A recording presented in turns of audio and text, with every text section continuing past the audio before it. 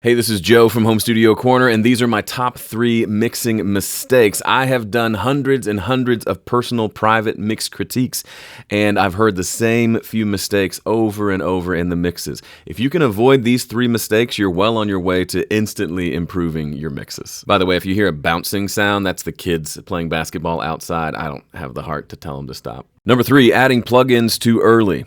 Plugins are great. Everybody loves plugins. EQs, compressors, reverbs, delays. But if you reach for plugins too early in the process, you'll hurt your chances of getting a good mix. Why? Because plugins won't solve a level problem. If your raw mix sounds like this, what if it's all in my head? Instead of this, what if it's all in my head? You don't have an EQ problem, you have a level problem.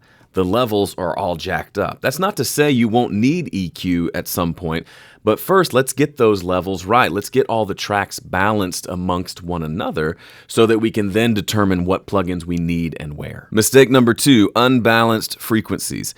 Every mix consists of 3 frequency buckets: lows, mids, and highs. A good mix will have a balance of the 3. They won't be the same per se, but they'll be balanced.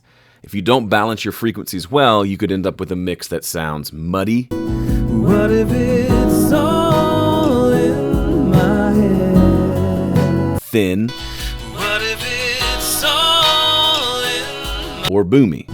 What if it's all in my head? If you want a balanced mix, you need to make sure there is a good amount of each of these frequency ranges. Not too much and not too little. And the top mixing mistake, over-processing. This is the biggest mistake that I see time and time again. People will take raw tracks that sound great. What if it's all in my head?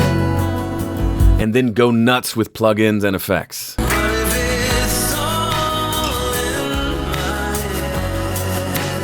head? Mixing is a lot like cooking. A little seasoning goes a long way. Too much ruins the dish. If you're guilty of making one or all of these mistakes, totally understand. I used to be in the same boat until I discovered a process that essentially prevents me from making these mistakes anymore.